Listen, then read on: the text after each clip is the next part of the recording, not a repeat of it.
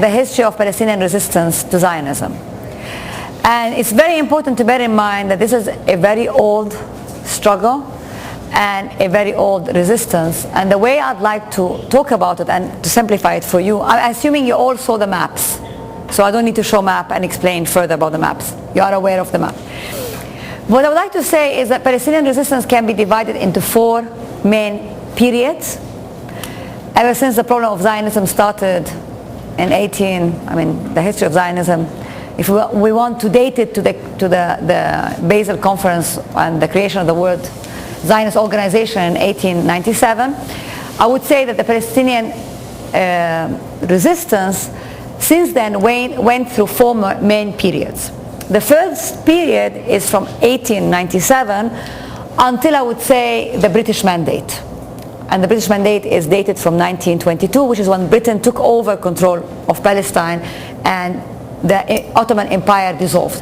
But it's important to remember that during the Ottoman Empire, when Palestine was under the Ottoman Empire, which was from 1458 until 1918, but when the Palestinians started to be confronted with the Zionist project in 1897, there was already Palestinian and Arab concern with the Zionist project.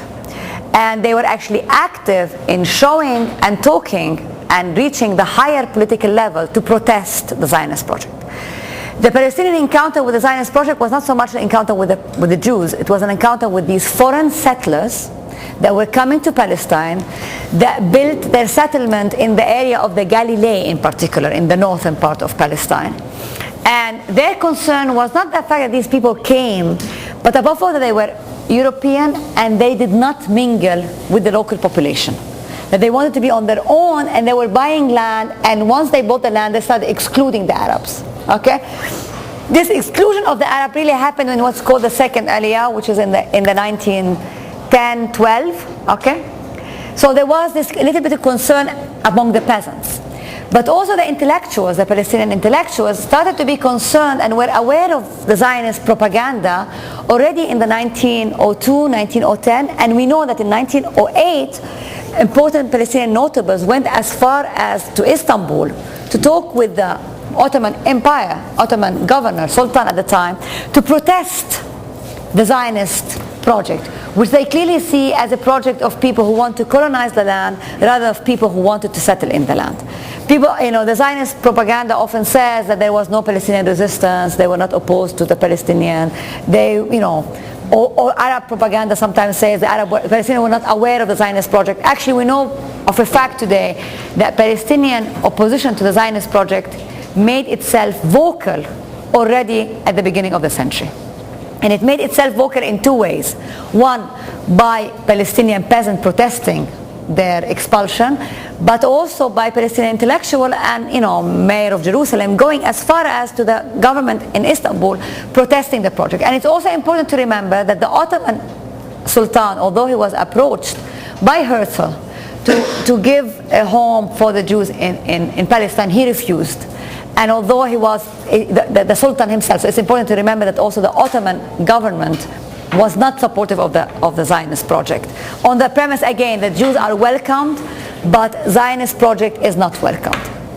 The turning point, of course, as you all know, is the Balfour Declaration. The Balfour Declaration was a promise given by Britain in 1917, so before the First World War was over, whereby the Zionist World Organization under the direction of Weizmann, Chaim Weizmann, approached the British government and tried to lobby for a British support for the creation of a Jewish home in Palestine.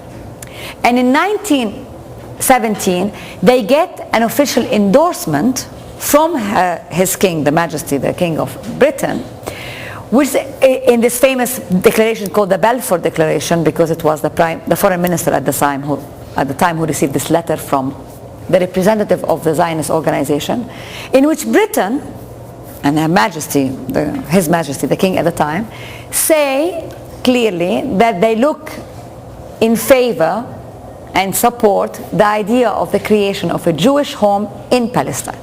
They didn't say a Jewish state.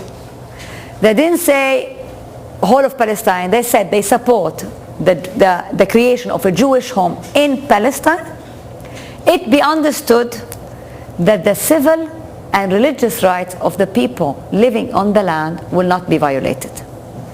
It was a very important success for the World Zionist Organization, exactly 20 years after its creation, because they got the superpower of the time endorsing their national project. Britain at the time did not, and in that declaration does not talk about Palestinians or the Arab as having political rights. It talks about them only as having religious and civil rights.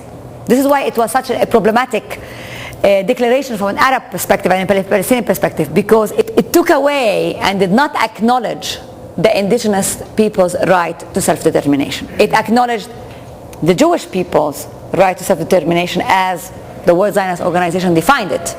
Because the Balfour Declaration also was so intelligent, because it said, yeah, the Jews can create a home in Palestine, but it be understood that the inhabitants' civil and religious rights will not be violated, but also the Jewish right in Europe and in the West will not be violated. Which basically means if a Jew wants to remain in Britain and be British, that will be protected. The creation of a Jewish home in Palestine does not take away from the Jews outside Palestine their political rights. So it was an incredible, it's like the US today endorsing a Bosnian state. It's like the US today endorsing East Timor. You know, everybody is against it, but the superpower at the time is for it. And as soon as the Arab heard of it and the Palestinians heard of it, they were very upset and expressed their anger at this declaration in two ways. One, by massive demonstration in Palestine in 1920. One, when the British were already there and declared the mandate. But also, Palestinian politician and Arab politician went to London and discussed with the Britain about how unfair this declaration is. And they got assurances at the time that don't worry, what we mean by a state, by a home, is not a state, and what we clearly mean in it is not in the whole of Palestine, in some part. So it was left vague. And this is very typical of all international declaration, because it's just a tool. The core issue is how, with this very important stock share, you're going to cash it in with something concrete or not. And the World Zionist Organization was very successful in taking this very important declaration and make sure that they can cash it in with the creation of a state. How did they do that? Or I suppose you heard before how it happened, but the second phase we're entering now, which is the phase of the British mandate, where Britain comes to Palestine, take over Palestine. Britain and France divided the old Ottoman Empire into states, and they created the present boundary of Palestine, which is more or less the historical one. And the mandate clearly said that the role of Britain is not to just colonize Palestine. No. The role of Britain in Palestine, as well as in Jordan, as in Iraq, where the mandate applied, was to prepare the indigenous inhabitants for independence. The argument being that they're still not ready for independence because they don't have modern institution, modern state. But it's important to remember that. And we're going to train them until they become independent. But in that respect, in Palestine, the British had already started off on the wrong foot, because while promising that, they also promised the Zionist movement a home in Palestine. When the riots started in 1920-21, the foreign secretary at the time clearly said that what we mean by Jewish home is something still to be determined. It doesn't mean a state in Palestine, and it doesn't mean all of Palestine. Okay? In that respect, it was very important, because he stops the Zionist plan of saying that the boundaries of the Balfour Declaration went as far as Jordan. The other thing which is important is how you're going to now create a new government. Britain started off by talking about a one-state solution. He said, we're going to have one single government for whole of Palestine, and in this there will be equal representation between Jews, Muslim, and Arabs. Actually, the category was not Jews, Muslim, and Christian, between Jews and Arabs. And the governor at the time tried very much to sell this idea to the Palestinians, but they refused. They refused because they could not understand why 10% of the population, actually 7% of the population at the time, should have equal representation in government. Okay? And why should Hebrew, English, and Arabic become the official language when the official language of the land was Arabic?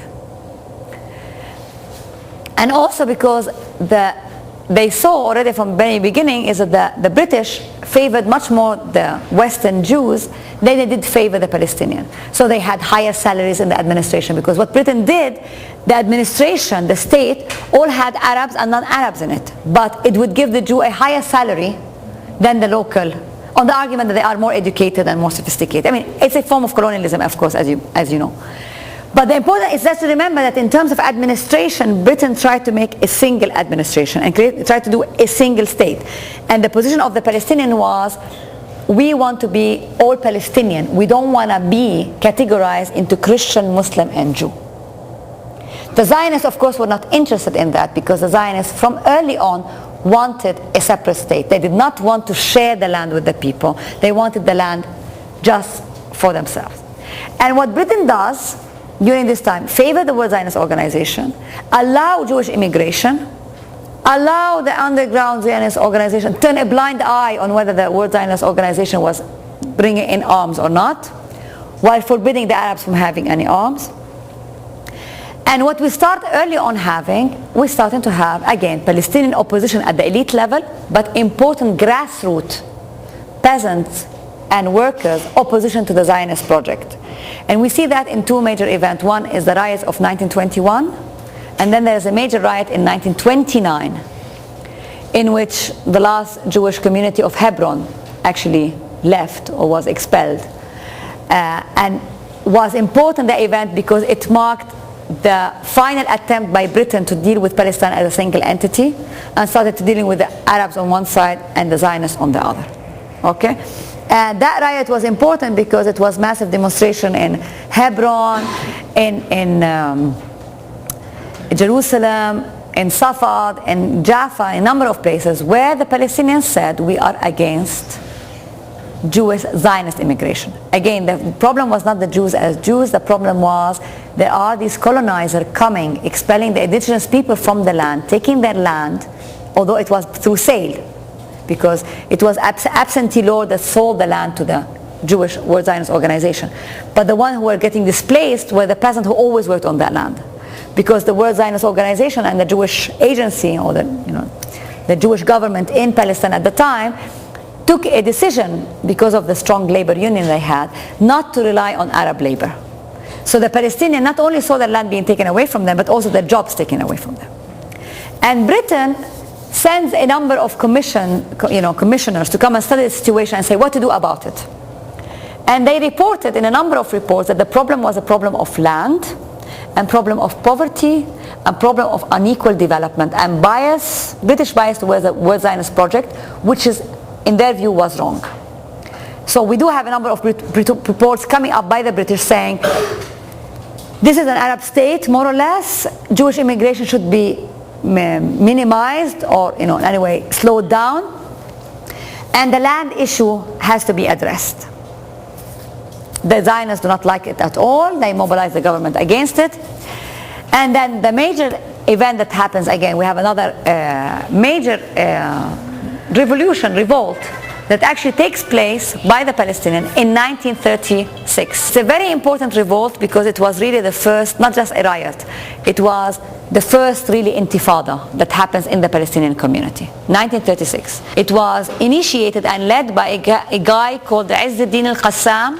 So when you're hearing of the Qassam rockets, when you're hearing of the Qassam brigades, they are in memory of this person who was actually originally Syrian and who lived in Palestine and was very, very worried about increasing Jewish immigration into Palestine and their appropriation of Palestinian land and of Palestinian property. And he started the revolt, and the revolt lasted for 3 years, in which the Palestinians declared strikes in major cities, in which you had massive demonstration. It was really a grassroots organization, and the elite, the Palestinian elite at the time, joined in the bandwagon, adopted it afterwards, and tried to force British hand into giving some concession, which included stopping the immigration and considering Palestinian political rights. But what happens during this, so that it goes from 1936 until 1939. But also Britain at the time comes along with a guy called Mr. Peel, Sir Peel, and proposes a solution to the conflict.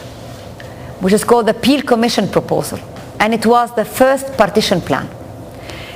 British policy until 1937 was the solution to Palestine was a single state in which Jews and Arab ruled together. Palestinian position was, we don't want to be treated as Jews, Christian, and Muslim. We want to be treated as Palestinians. Okay? What Britain then does is say, okay, what we're going to propose is partition. The British, both parties rejected it, but the Second World War erupts, and it manages to calm the Arabs by giving them promises that at the end of the war, there will be one single Palestinian state, okay, and there will be restriction on Jewish immigration. As you know, after the war ends, this is not what happens. The problem escalates further as there's more and more Jewish immigration, and as by now we have 1/3 of the population being Zionist Jews, 2/3 of the population are Palestinian. To see the burning wreckage of the British tanker Empire Cross. 23 of the tanker's crew are missing after her cargo of high-octane petrol exploded by the fanatics of the Irgun and Stern terrorist gangs. A heavy explosion had rocked the all-Arab city as the headquarters of the Arab National Committee was blown sky high. Official statements put the casualty list at more than 100. We have Britain deciding to hand in the file of Palestine to the United Nations, and what happens is that the UN then comes up with a solution to the conflict, which is the famous partition plan. Right?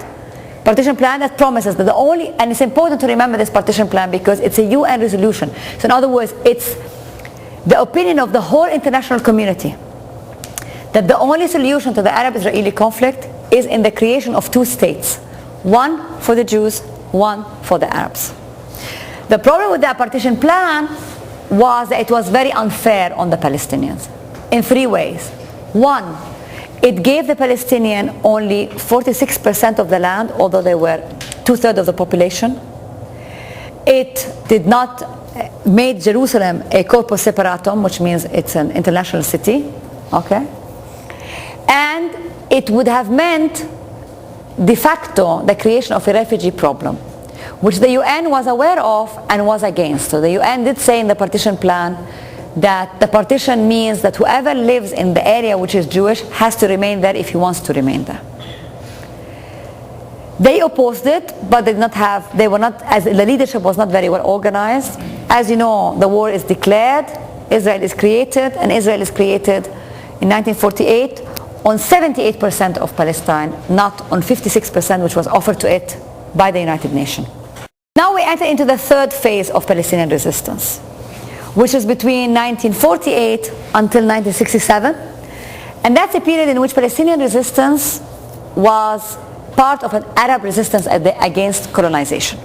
The Palestinians did not have their own separate leadership. They had various factions. But above all, the ideology of the time in the 1950s and 60s was the liberation of Palestine passes through Arab unity. This idea, of course, was smashed in 1967 with Israel's second war or third war on the Arabs and the Palestinians, because in 1967 Israel smashes the idea of Arab unity. It invades Egypt, Jordan, and Syria and takes land from each of them, as well as incorporates the West Bank and Gaza within its territory. It does not annex them, it controls them. But the importance of that war is that in 6 days Israel is able to gain land 6 times its size before the war, and to have a problem now with each, not only just with the Palestinians, has it now with Egypt and with Syria and with Jordan. And then the UN produces this famous UN Resolution 242, very important. We have two important resolutions. One is 181, which is the partition plan, the famous partition plan. You have to remember them. You have another one called 194, which was in December 1948, which is the resolution talking about the right of return for the refugees. It affirms the right of Palestinians to go back to their land, to compensation and to resistance. And then you have UN Resolution 242, which is a UN Security Council resolution that says that the only solution to the Arab-Israeli conflict, again, is land for peace. Israel gives back land and in exchange receives from the Arab countries recognition and peace. Now, UN Resolution 242 is very important because actually it's very, very unfair to the Palestinians. There is no mention of the Palestinian in UN Resolution 242. It talks of the Palestinian just as a refugee problem that needs a solution. Okay? But the importance of the 1967 war was that it gave rise to the whole massive guerrilla movement, Palestinian guerrilla movement. Palestinian resistance had a major strength in being a resistance, an armed resistance against Israel. Okay?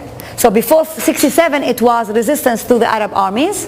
After 67 the Palestinians say, forget it. The only way how the Palestinians can liberate themselves is by themselves taking the arms and themselves representing themselves. And this is the time when the PLO, which was created already by the Arabs in 1964. So the Arab created the PLO. The PLO stands for the Palestine Liberation Organization. In other words, the representative body of the Palestinians, like the World Zionist Organization representing the Jews. In 1968, Arafat and the whole mass, popular, guerrilla type movement of Fatah, Popular Front for Liberation of Palestine, Democratic Front for Liberation of Palestine, take over the PLO. Okay? And they elect Arafat as the president. And Arafat and the PLO become the representative of the Palestinian people. And Palestinian struggle becomes then, policy becomes, we want to prove to the world that we are a people, in other words, have a right to self-determination.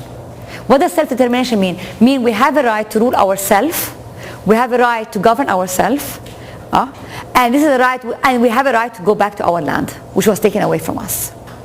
And Arafat and the Palestinians managed between 1968 and 1974 to put the PLO on the international map, because in 1974 the PLO is invited to the UN and Arafat speaks at the UN. The PLO is given an observer status at the UN, because basically it was an international recognition that the PLO is the sole and legitimate representative of the Palestinian people, and that the Palestinians have a right to their home. Now, what happens now with the resistance is the Palestinian resistance is an armed resistance against a very strong army, which is Israel. And we go through, between 1974 until 1987, a struggle by which the Palestinians are resisting from Jordan, but above all from Lebanon, and Israel is attacking them, because Israel's aim becomes after 74 to eliminate the PLO. And in 1982, the war against Lebanon, that's what the war was about, to try and eliminate Palestinian resistance, eliminate anything called Palestinian, and anything called Palestinian armed resistance or just political resistance. And although it manages to kick out the Palestinian out of Lebanon in 1982, the Arab world as well as the international community is in solidarity of the Palestinian struggle. But what was the struggle about? What was being offered? What was being offered by the international community is basically a two-state solution, whereas the PLO was talking at the time that it once is a secular democratic state in which Jews, Muslims and Christians live together. Okay? The fourth phase in Palestinian resistance happens in 1987, which is the first Intifada, and that's when the Palestinian resistance shifts from being outside of Palestine, how it was in the 70s and 80s, it was in Jordan, it was in Lebanon, and becomes inside the West Bank and Gaza. The first Intifada, which you all know or you heard of, which happens in 1987, is Palestinian youth starting to throw stones at Israeli soldiers and declare that they do not want to be ruled by an Israeli army, by an occupying army, because Israel in the West Bank and Gaza is an occupier. This grassroots civil disobedience, unarmed resistance in 1987 gives the PLO an important further legitimation. And in 1988 the PLO makes its historical compromise with Israel, which is when Arafat declares he accepts UN Resolution 242 and accepts Israel's existence and say that we want to create, and makes a declaration of independence. The PLO declares the Declaration of Independence, meaning by it that we recognize Israel. We recognize 242, which means you recognize Israel on 78% of the land, okay? And in exchange, we want to have our own state, independent state, in the West Bank and Gaza. Of course, Israel is not happy. We go backwards and forwards, but the important point is, by 1993, the Americans and the international community say, we've had it, it's enough, we have to solve this problem once and for all, and they call for an international conference in 1991 called the Madrid Conference. But what you need to remember is 1993, the famous handshake between Arafat, representative of the PLO, and Israel in Washington, in which it was important. I mean, I know we're very angry at Oslo, but Oslo had something very important because it was the first time ever since the inception of the conflict, since the 1897 and the Zionist organization. In 1993, it was the first time that the Israeli officially and unofficially accepted the existence of the Palestinian people. Because before 1993, for Israel, all these people living in the West Bank and Gaza, these refugees in Lebanon, Jordan, these are Arabs. Golda Meir used to say there's no such thing as the Palestinian people. They don't exist. Israeli politicians, even Netanyahu, until 1993 used to say, these are not Palestinians, there's no such thing as Palestinians, these are Arabs. Their problem is to be solved with Jordan, through negotiation between Israel and Jordan. Their problem is to be solved by Lebanese government integrating them and stop making them refugees. But in 1993, Israel, the state of Israel, officially acknowledged that there is such a thing as the Palestinian people, that they have a right to self-determination, and that they have to share the land with them. That's the famous speech of Rabin at the time. The problem though with Oslo, that's the only good thing about Oslo, okay? And also the very intelligent thing about Oslo, because in exchange for recognizing the Palestinian, what Israel said, I'm going to now control you according to my terms. You want a state? Fine, but according to my term. I'm going to give you a state, which is not a state, which is a Bantustan. It's unviable economically, unviable territorially, or what you really have as Palestinian, you're going to have elections. You're going to have ministries. You're going to decide your educational policy. You're going to decide your health policy. You're going to decide even your economic policy. But you cannot exit and enter without permits from Israel. I'm giving you an autonomy, but I'm going to make it appear like a state. And this here we shift then into the Oslo years, whereby the Palestinians have struggled. If you see, they resisted, peacefully. They resisted diplomatically. They resisted through arms. They resist again grassrootly and mass-based. They accept the international verdict, so they did the whole way. They are on the map, Israel recognized them, but by 1993 the hope was, okay, we will have the state, but by 2000 we don't have a state. What we really have is further fragmentation. Now, and the culmination of the Palestinian struggle, if one can say, we have then the fifth phase of the resistance, which is the resistance that starts happening in the 1990s and really escalates in 2000, which is resistance through suicide bombing. Suicide bombing did not exist in 1980, did not exist in 1970. You had freedom fighters, and it's very important to make a distinction between a freedom fighter and a suicide bomber.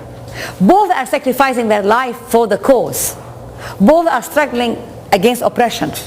Both are resisting against occupation. But the freedom fighter does not go in a war or does not fight an Israeli knowing that he's going to be killed. He doesn't use his body as the instrument of resistance. The suicide bomber uses his body as the instrument of resistance because that's the only thing left for him to resist with. It's very important to remember that. And this really happens in the 1990s and escalates after 2000. And also what we really also start seeing after 1990 is that the Palestinian resistance shifts from a secular debate, in other words, you're resisting because you have a right to a state, towards a struggle which is coded in an Islamic, in religious terms, but it is fundamentally still nationalistic. What do I mean by that? They mean that the Islamists, they're not fighting to create an Islamic state. Hamas is not fighting to create an Islamic state. Hamas is fighting to expel Israeli occupation, to have independence. But what the difference is that Hamas is saying resisting the occupation is just not a moral right, it's not just a human right, it's not just because of my land, but also because God tells me I have to oppose oppression. They use a religious language, but their struggle is fundamentally nationalistic. I want you to remember that, because in the US there's an attempt to demonize Hamas.